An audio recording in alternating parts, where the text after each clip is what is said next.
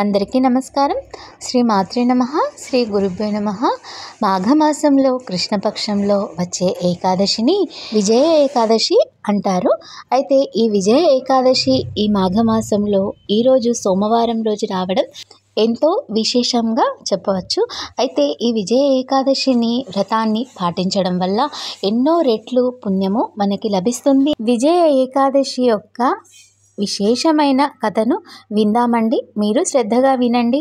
ఈ కథను విన్న వాళ్ళకి కూడా ఎంతో పుణ్యం లభిస్తుంది అనేది సాక్షాత్తు విష్ణుమూర్తియే మనకి వివరించడం జరిగింది. ఒకానొక సమయంలో యుధిష్ఠిర మహారాజు శ్రీకృష్ణుని వద్దకు వచ్చి, హే కృష్ణ, మాఘమాసంలో కృష్ణపక్షంలో వచ్చే ఏకాదశిని ఏ ఏకాదశిగా చెప్పబడింది?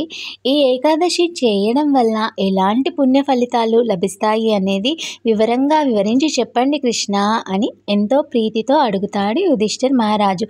అప్పుడు శ్రీకృష్ణుడు అతనితో, హే వత్స, తప్పకుండా చెప్తాను, శ్రద్ధగా విను అని మొదలు పెడతాడు. మాఘమాసంలో కృష్ణపక్షంలో వచ్చే ఏకాదశిని విజయ ఏకాదశి అంటారు. ఈ ఏకాదశిని చేయడం వల్ల విజయం ప్రాప్తించడం వల్ల దీనిని విజయ ఏకాదశి అంటారు. అయితే దీనికి మన పురాణాల్లో ఒక కథ ఉంది, నువ్వు శ్రద్ధగా విను అంటాడు. ఒకరోజు బ్రహ్మదేవుని దగ్గరికి నారదుడు వచ్చి, ఏ పితామహ, నాకు విజయ ఏకాదశి కథను వినాలని ఎంతో ఆసక్తిగా ఉంది, చెప్పండి తండ్రి అని అడుగుతాడు. అప్పుడు బ్రహ్మదేవుడు నారదునితో ఇలా చెప్పడం మొదలు పెడతాడు. హే పుత్ర, మాఘమాసంలో కృష్ణపక్షంలో వచ్చే ఏకాదశిని విజయ ఏకాదశి అంటారు. ఈ ఏకాదశిని ఆచరించడం వల్ల నిజంగానే విజయాన్ని ప్రసాదించగలుగుతుంది ఈ ఏకాదశి వ్రత మహత్వం. అయితే మన జీవాత్మ పరమాత్మలో ఐక్యం కావడానికి ఎంతగానో తోడ్పడుతుంది. అయితే ఈ కథను ఆరంభిస్తున్నాను, శ్రద్ధగా విను అంటాడు బ్రహ్మదేవుడు. శ్రీ సీతారాములు లక్ష్మణ సమేతులై వనవాసాని కోసమే పంచవటిలో నివసిస్తూ ఉన్న సమయంలో సీతమ్మ వారు బంగారు జింక కోసం అడగగా రాముడు లక్ష్మణునితో చెప్పి బంగారు జింకని తీసుకురావడానికే వెళ్ళినప్పుడు తప్పనిసరి లక్ష్మణుడు కూడా వెళ్ళవలసి వచ్చింది. ఆ సమయంలో రావణాసురుడు సీతమ్మ వారిని అపహరించడం జరిగింది.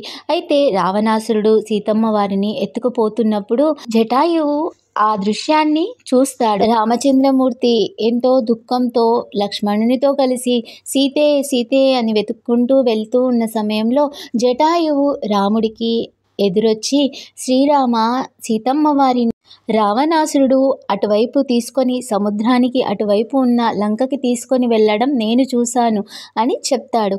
అప్పుడు రాముడు లక్ష్మణ సమేతుడై సీతమ్మ వారిని వెతుకుతూ ఉన్న సమయంలో రాముడికి సుగ్రీవునితో స్నేహం ఏర్పడుతుంది. అయితే పూర్తి వానర సైన్యము, సుగ్రీవుడు, హనుమంతుడు, లక్ష్మణుడు, రాముడు అందరూ కలిసి సీతమ్మ వారిని వెతుకుతూ ఉంటారు. అప్పుడు శ్రీరామచంద్రమూర్తి హనుమంతునితో ఇలా చెప్తాడు, హే హనుమ, నువ్వు లంకకు వెళ్ళి సీతమ్మ వారు ఎక్కడ ఉన్నదో చూసి రమ్ము అని చెప్పి తన అంగుళికము ఇచ్చి హనుమంతుడిని పంపిస్తాడు. హనుమంతుడు సముద్రం ఎత్తు ఎగిరి సీతమ్మ వారి దగ్గరికి అశోక వాటికకు వెళ్ళి నన్ను శ్రీరామచంద్రమూర్తి పంపించినాడు అని తన అంగుళికం చూపించి తిరిగి రామచంద్రమూర్తి దగ్గరికి వచ్చి, నేను సీతమ్మ తల్లిని చూశాను రామా, అమ్మవారు నీకోసం ఎదురు చూస్తూ ఏడుస్తూ ఉంది, నువ్వు తప్పక వస్తావు అన్న ఆశతో ఉంది, మనము సీతమ్మ వారిని తప్పక తీసుకొద్దాము అని ఎంతో ప్రీతితో చెప్తాడు హనుమంతుడు. అది విని వెంటనే శ్రీరామచంద్రమూర్తి ఎంతో ప్రేమతో, ఉత్సాహంతో, ఆరాటంతో సీతమ్మ వారిని తీసుకొద్దాము అన్న తపనతో దక్షిణ దిక్కుగా ఉన్న సముద్రం వైపుకు వెళ్తాడు. కానీ సముద్రము ఎంతో లోతుగా ఉండడం చూసి, అరే, దీనిని ఎలా దాటాలి, ఈ వానర సైన్యంతో పాటు లంకకి నేను ఎలా చేరుకోవాలి అని ఆలోచిస్తూ ఉంటాడు. అది చూసిన లక్ష్మణుడు, హే రామ, హే అన్న, మీరా ఆలోచించేది, మీరైతే సర్వజ్ఞాని కదా, మీరెందుకు ఆలోచిస్తున్నారు? ఇక్కడి నుండి 4 కిలోమీటర్ల దూరంలో ఒక మునీశ్వర ఆశ్రమం ఉంది, మనము అక్కడికి వెళ్తే మనకు ఏదైనా ఉపాయం లభిస్తుంది అని లక్ష్మణుడు శ్రీరామచంద్రమూర్తితో చెప్తాడు. లక్ష్మణుని మాటలు విన్న శ్రీరాముడు సరేనని ఆ ఋషి ఆశ్రమానికి వెళ్తారు. అక్కడ ఆ మునిశ్రేష్ఠుడు శ్రీరామచంద్రమూర్తిని చూసి, హే రామ, హే పురుషోత్తమ, మీరు మా ఈ కుటీరానికి రావడం ఎంతో సంతోషాన్ని ఇస్తుంది, రండి రండి అని ఆహ్వానం పలుకుతాడు. అప్పుడు ఆ మునిశ్రేష్ఠుడు శ్రీరామచంద్రమూర్తిని, హే రామ, హే పురుషోత్తమ, హే విష్ణుమూర్తి, నువ్వు మా ఇంటికి రావడం ఏమిటి? ఇవాళ నా జన్మ ధన్యమయ్యింది.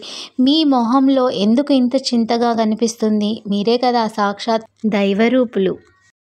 మీకు నేను ఏ విధంగా సహాయపడగలను అని అడుగుతాడు ఆ మునిశ్రేష్ఠుడు శ్రీరామచంద్రమూర్తిని. అప్పుడు శ్రీరామచంద్రమూర్తి జరిగిన వృత్తాంతమంతా ఆ మునిశ్రేష్ఠునికి చెప్పి, సముద్రానికి అటువైపుగా ఉన్న లంకకి నా వానర సైన్యంతో నేను అక్కడికి వెళ్ళి నా సీతాదేవిని నేను తెచ్చుకోవాలి. కానీ అటువైపు వెళ్ళాలి అంటే సముద్రము చాలా లోతుగా ఉంది. నేను ఈ వానర సైన్యాన్ని పట్టుకొని లంకకు ఎలా వెళ్ళాలి అని ఆలోచిస్తూ ఉన్నాను అని అంటాడు రామచంద్రమూర్తి. అప్పుడు ఆ మునిశ్రేష్ఠుడు, అయ్యో రామ, దీనికి ఎందుకు అంత ఆలోచన? అయితే రేపు ఏకాదశి రాబోతుంది. ఈ ఏకాదశి విజయ ఏకాదశిగా పేరుగాంచింది.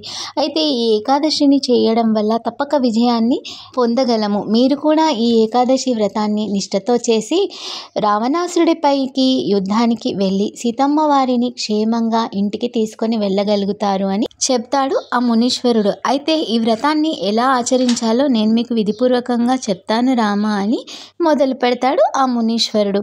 అయితే రేపు ఏకాదశి అని అనగా ఈరోజు దశమి రోజే రాత్రి రాగితో కానీ, ఇత్తడితో కానీ, లేదంటే మట్టితో కానీ ఏదైనా ఒక కలశాన్ని తీసుకొని ఆ కలశంలో నిండుగా నీరు పోసి ఆ కలశం పైన 5 మామిడాకులతో అలంకరించి దానిపైన బంగారం లేదా వెండి లేదా ఇత్తడితో చేసిన విష్ణుమూర్తి యొక్క విగ్రహాన్ని ఉంచాలి.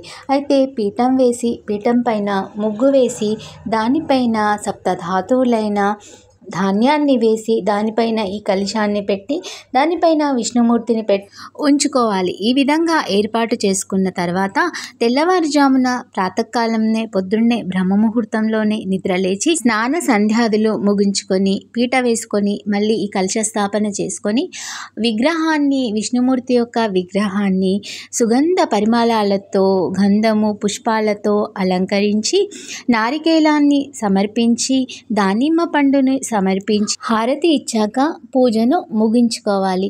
తర్వాత అదే పండుని నైవేద్యంగా ఉంచిన అదే పండుని మనం ప్రసాదంగా స్వీకరించాలి. ఆ రోజంతా వీలైనంత మట్టుకు మనం ఆ పీఠం వద్దనే కూర్చొని భగవన్నామస్మరణ చేస్తూ ఉండాలి.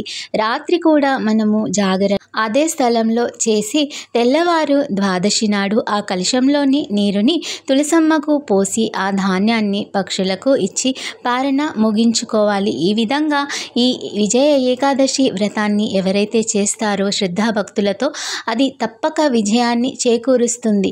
అయితే శ్రీ సీతారామచంద్రమూర్తి అదే విధంగా చేసి ద్వాదశి పారణ కూడా ముగించుకొని తన వానర సైన్యంతో లక్ష్మణునితో కలిసి లంకాపట్టణం చేరుకొని రావణాసురునితో యుద్ధం ముగించుకొని విజయనాదాలతో తన ధర్మపత్ని సీతమ్మ వారిని తీసుకొని శ్రీ సీతారామచంద్రమూర్తి లక్ష్మణ సమేతుడై వానర సైన్యంతో తిరిగి విజయంతో రావడం జరిగింది.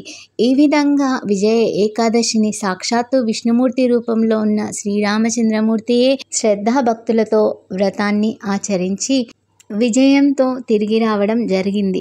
ఇదే విధంగా మానవులు ఈ విజయ ఏకాదశిని చేయడం వల్ల మానవులకు కూడా ఎన్నెన్ని జన్మల నుండి పాపాలు కానీ పితృదోషాలు కానీ ఏవైనా సమస్యల నుండి నివారణ మార్గం ఏకైక ఈ విజయ ఏకాదశి వ్రతాన్ని ఆచరించడమే. ఈ విజయ ఏకాదశి వ్రతం విన్నవారికి కూడా సంపూర్ణ ఫలితం లభిస్తుంది అనేది శ్రీ మహావిష్ణువే చెప్పడం జరిగింది. ఇదండి ఇవాల్టి విజయ ఏకాదశి యొక్క మహత్వమైన విశేష కథ. ఈ వీడియో మీకు నచ్చినట్లయితే please like, share and comment to my channel. Subscribe చేసుకోవడం మర్చిపోకండి. శ్రీ మాత్రే నమః. లోకా సమస్త సుఖినో భవంతు. జై శ్రీరామ్.